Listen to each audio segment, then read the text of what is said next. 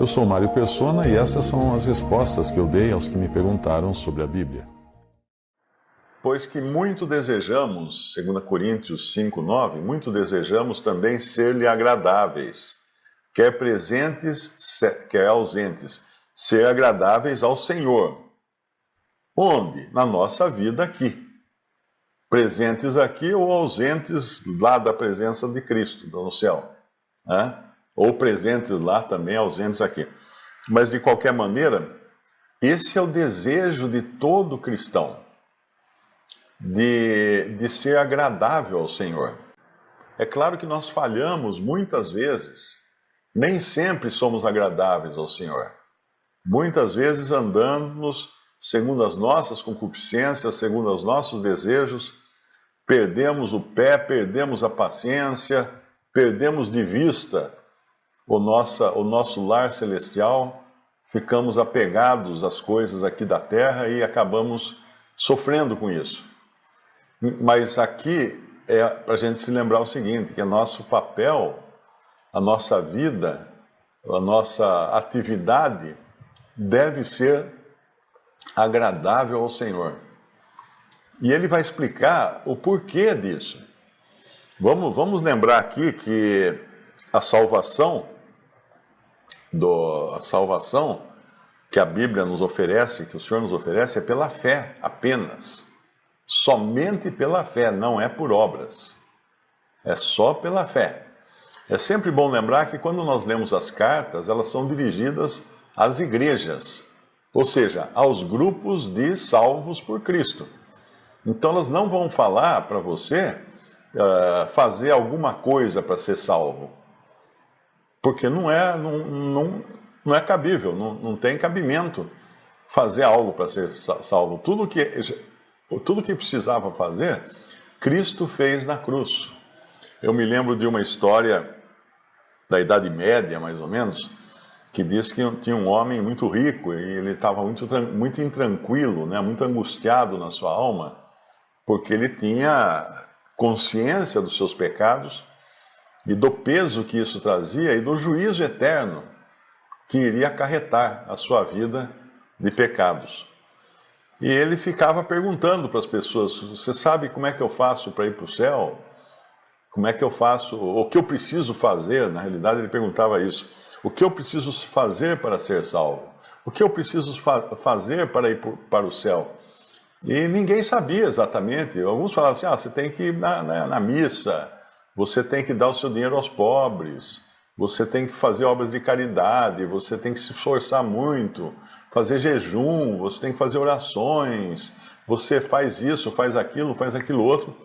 Mas ele fazia tudo o que mandavam fazer, ele não sentia alívio na sua alma.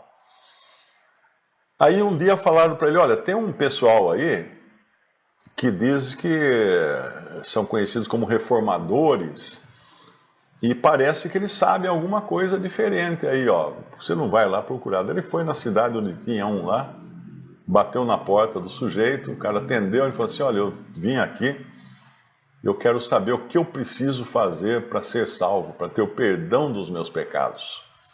Aí o cara falou assim, amigo, eu sinto muito. Agora você não pode fazer mais nada. Não, mas eu faço, eu pago, eu tenho dinheiro. Pode falar quanto que eu tenho que dar, para quem que eu tenho que dar o meu dinheiro, que jejum que eu tenho que fazer. Amigo, infelizmente você chegou tarde. Não dá para fazer mais nada. Não, mas eu preciso. Você chegou tarde, você chegou 1000 e tantos anos tarde.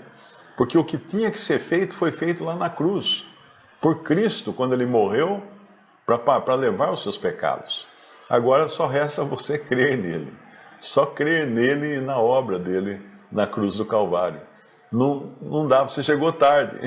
Então, se qualquer pessoa que estiver me ouvindo aqui ainda está pensando em fazer alguma coisa para merecer sua salvação, eu tenho que dizer que você chegou tarde. No nosso caso, você chegou a 2022 anos, quase 2023 anos. Você deveria ter chegado mais cedo, né? Ou não, a minha conta está errada, né? Porque o Senhor Jesus morreu no ano 2030, mais ou menos. No ano 30, mais ou menos, né? Mas vamos esquecer, isso aqui não é aula de matemática. Mais de 2000 anos você chegou tarde, ou quase 2000 anos você chegou tarde. Então, é muito importante entender que esse capítulo não está falando de salvação por boas obras, por bom comportamento. Então, quando fala aqui, pois que muito desejamos também ser-lhe agradáveis, agradáveis ao Senhor, quer presentes, quer ausentes, isso não é para receber a salvação. Então é para receber o quê? Ainda bem que você perguntou.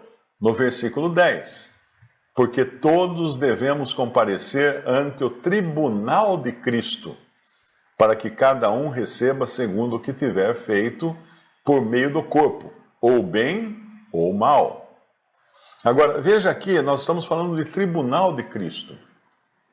Existem duas coisas que normalmente são confundidas. Existe o tribunal de Cristo e existe lá no final do livro de Apocalipse o grande trono branco, quando o Senhor Jesus se assentará nesse trono como juiz e julgará então vivos e mortos. Lá será aquele dia de juízo, de lavratura de sentença, melhor dizendo. Porque quem crê nele não é julgado. A Bíblia fala isso lá em João. Mas quem não crê já está julgado, porquanto não crê no nome do unigênito Filho de Deus.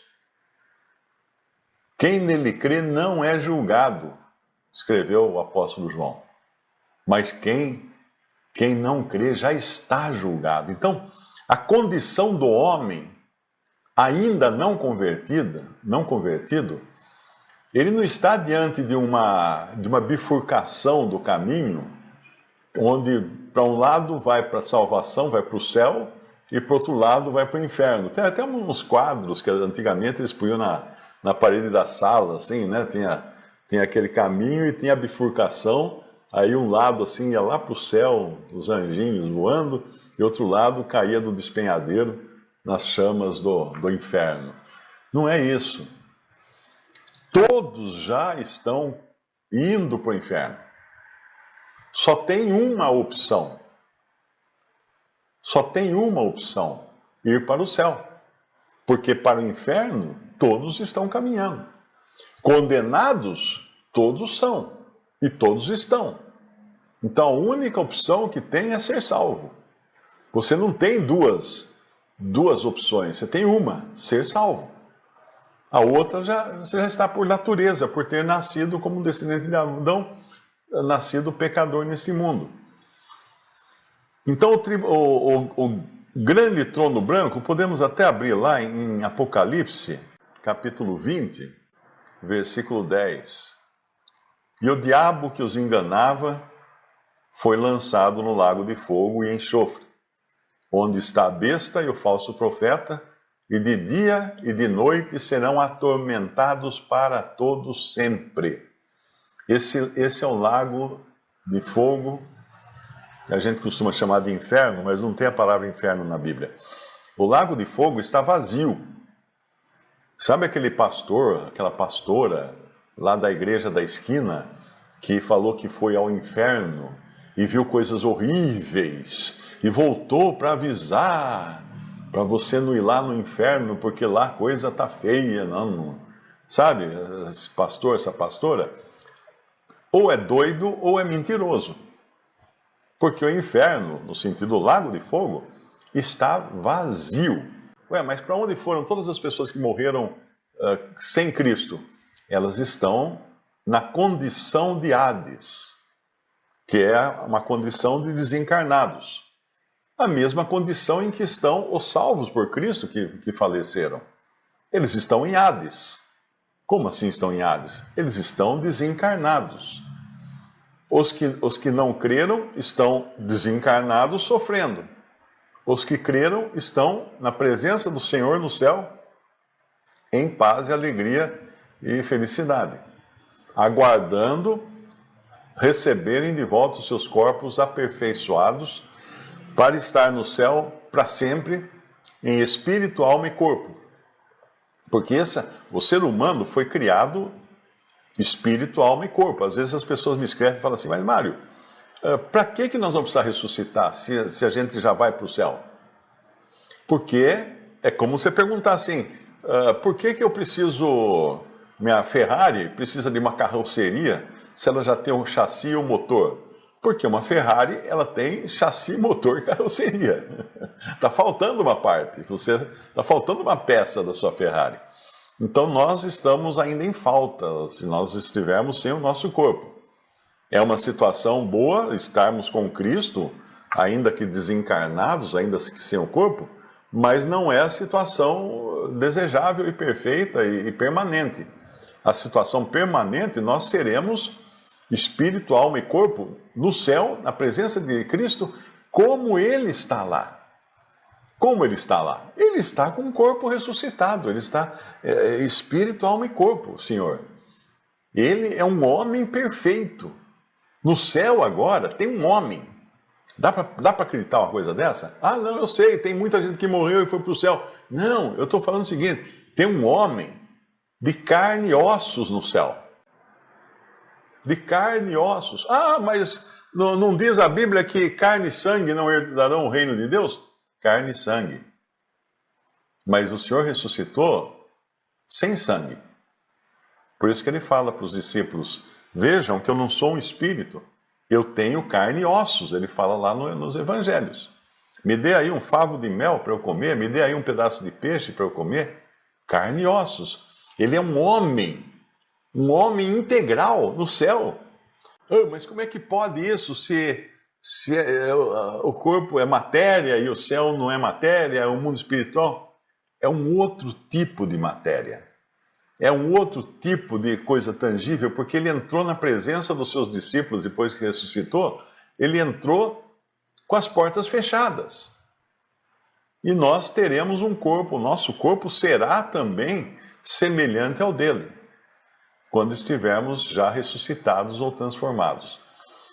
Então aqui, quando o pessoal aí fala que foi no inferno, eu até respondo, falo assim, ó, você foi no inferno? Ah, eu fui no inferno, recebi lá revelações, vi as pessoas sofrendo. Você tinha que ficar lá, amigo, porque contando uma mentira desse tamanho, você já podia ficar lá permanente, pegar o seu estacionar, a sua vaga lá e já estacionar o seu carro lá. Então o diabo que os enganava foi lançado no lago de fogo e enxofre, onde está a besta e o falso profeta, que cronologicamente, essa passagem, ela acontece 1000 anos, aproximadamente, né? Aproximadamente 1000 anos depois que a besta e o falso profeta foram lançados no lago de fogo. Porque naquela ocasião Satanás terá sido acorrentado, o reino de 1000 anos de Cristo terá se passado.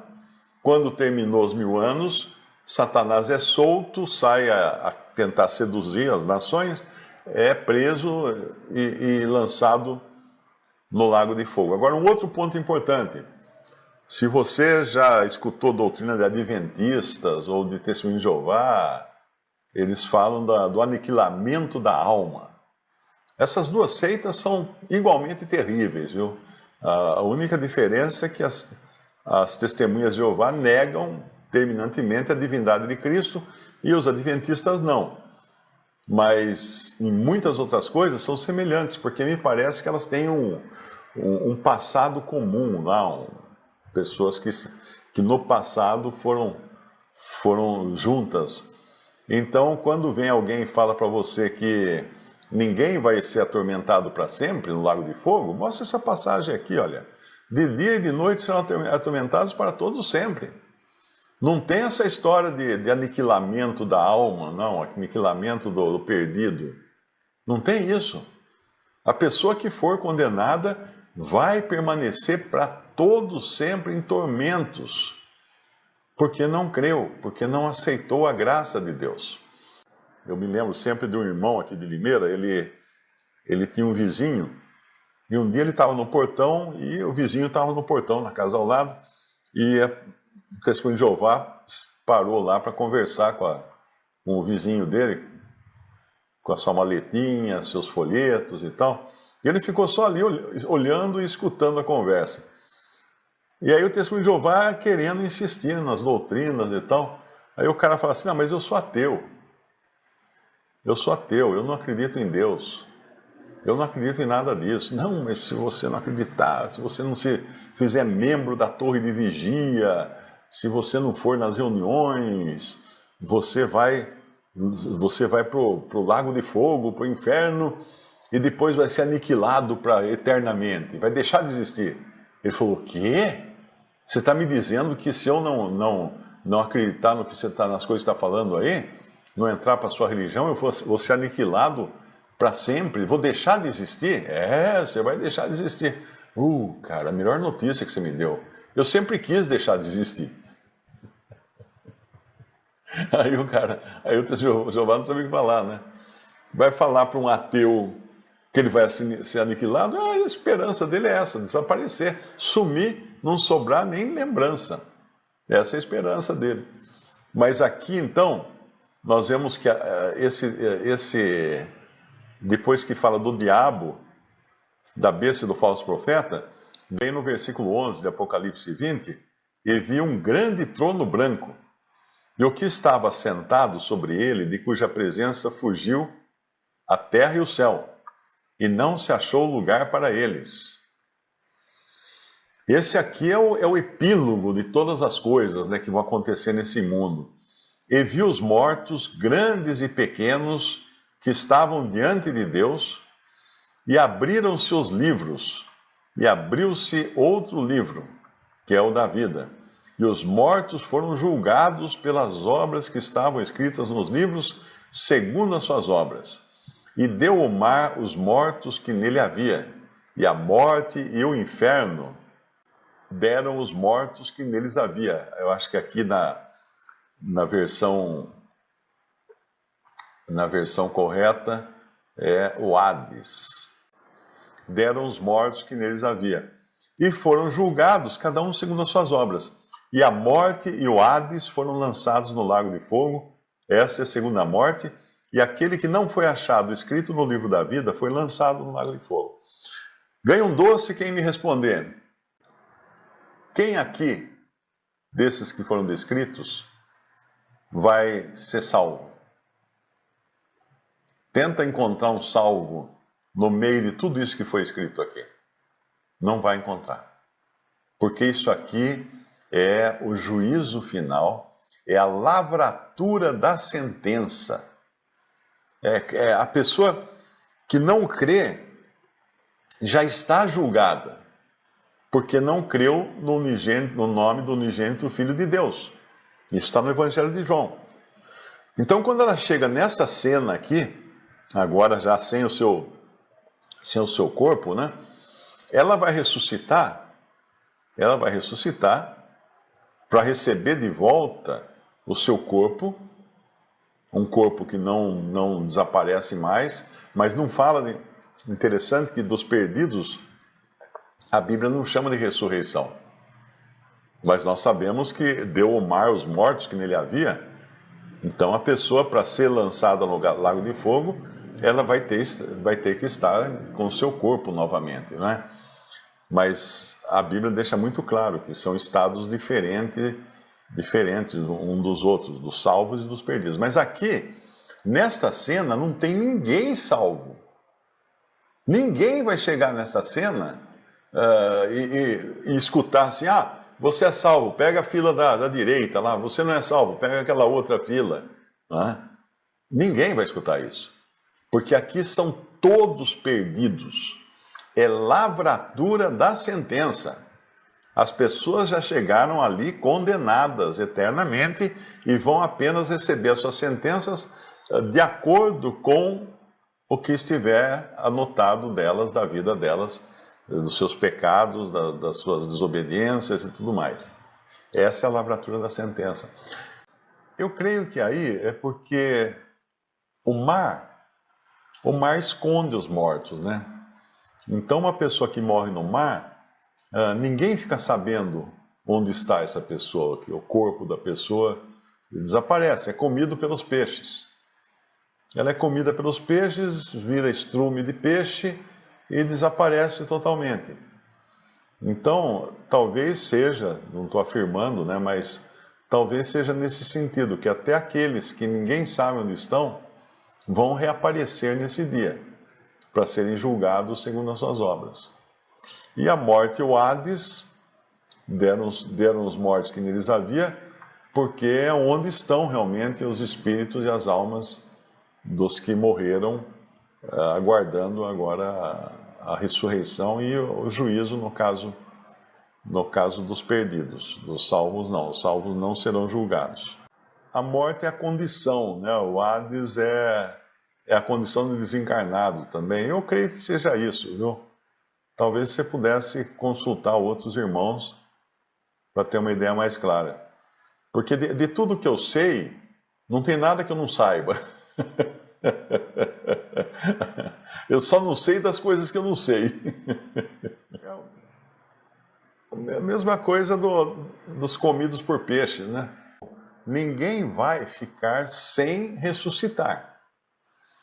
Muitos pensam, né? O cara é ateu, por exemplo, ou é incrédulo, ele fala assim, não, eu quero morrer, quero que queime meu corpo, virar cinza, Deus não vai achar mais onde eu estou. Engano. Porque como é que o Senhor criou o ser humano? A partir de que matéria-prima? Pó. O Senhor criou o ser humano a partir do pó. Então, ele é perfeitamente capaz de encontrar o pó de cada um e trazer de volta aquele corpo. Pensa, por exemplo, quando houve a explosão das bombas atômicas em Hiroshima e Nagasaki, as pessoas que estavam muito perto do centro da explosão, a explosão foi no céu, né? Porque a bomba desceu de paraquedas e explodiu a uma certa altura da cidade, não explodiu no chão, ela explodiu na altura. Mas o calor foi tão grande, que tem uma escada de concreto que sobreviveu à explosão, que tem a sombra de um homem sentado. Como assim a sombra de um homem sentado? Porque tinha um homem sentado ali naquela hora. O calor foi tão grande que pulverizou aquele homem e a figura dele ficou impressa no concreto como uma foto. Tem paredes lá também, paredes de concreto de construções, que tem pessoas na parede. Só marcada assim a sombra da pessoa ficou gravada na parede, porque a luz foi tão grande, como acontece na revelação de um filme, né? Você pega o negativo, projeta uma luz forte nele, em cima do papel, o papel fotográfico, onde tem sombra não pega, onde não tem sombra pega, mais ou menos, tá? É assim que faz a foto, principalmente a foto preto e branco, né? Então ficaram marcadas as sombras dessas pessoas. O que sobrou delas? Absolutamente nada. Elas foram totalmente pulverizadas, viraram fumaça. O Senhor sabe onde é que está essa fumaça, o Senhor sabe trazer de volta. Ele é o consultor de tudo, ele é o autor de tudo. Gostaria de saber de Elias e Enoque, que o Senhor os tomou, se estão no céu com corpo de carne e ossos, porque o Senhor Jesus é a primícia. Não, ninguém ainda ressuscitou. Ninguém. É bem lembrado que o Senhor é as primícias, né, os primeiros frutos dos que dormem. Isso está escrito também na doutrina dos apóstolos. Então, sendo ele as primícias, ainda não tem ninguém que ressuscitou antes de Cristo. Você tem aquelas ressurreições que aparecem nos Evangelhos ou no Antigo Testamento também, ou mesmo esse arrebatamento de Elias e de Enoque, mas eles não ressuscitaram, eles não estão num corpo glorificado, porque senão Cristo não seria as primícias, seriam eles as primícias. O Senhor Jesus é o primeiro, ele é as primícias. Então, nós não sabemos exatamente de que forma estão Elias e Enoque. Nós sabemos que eles estão em espírito, isso com certeza, na presença do Senhor, assim como Moisés, que faleceu, né, o seu corpo foi enterrado pelo Senhor, o Senhor escondeu o corpo de Moisés, E Satanás chegou, inclusive, a lutar com um anjo, disputando o corpo de Moisés. Satanás queria descobrir onde estava o corpo de Moisés. Mas por que Deus escondeu? Porque sendo Moisés um patriarca de grande renome, né, na obra de Deus, o túmulo dele seria transformado em lugar de peregrinação. As pessoas iam adorar o túmulo de Moisés. Se soubesse onde fica, Satanás ia fazer isso, né? Como fazem aqui quando transformam o túmulo de alguém. No catolicismo tem muito disso, transforma numa catedral, faz lá uma basílica para fazer homenagem àquela pessoa, tal. Então, para não acontecer idolatria em cima dos restos mortais de Moisés, Deus escondeu o seu túmulo, ninguém sabe onde é. Mas que eles estão em espírito e alma diante do Senhor, isto sim, com certeza. Agora, nós encontramos uma ocasião no Monte da Transfiguração em que Moisés e Elias aparecem com o Senhor Jesus. Ali não sabemos se eles apareceram como numa fresta do tempo, tipo assim, como se estivesse vendo por uma fresta o futuro, né? Porque ali eles aparecem em corpo. Moisés, Elias e o Senhor Jesus aparece transfigurado, reluzente, em fulgor, né? Nós não sabemos o que aconteceu ali, mas de qualquer maneira, como eles conversavam sobre a morte do Senhor que iria acontecer em Jerusalém, nós podemos entender então que não é uma fresta no futuro, mas é uma fresta para vermos como serão as pessoas glorificadas.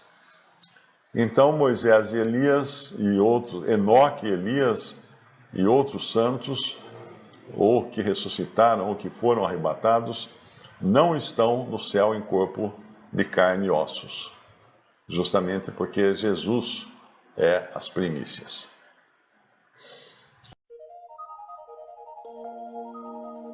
Visite o canal Respondidas no YouTube. Também respondi.com.br e 3minutos.net. Baixe os livros e o aplicativo.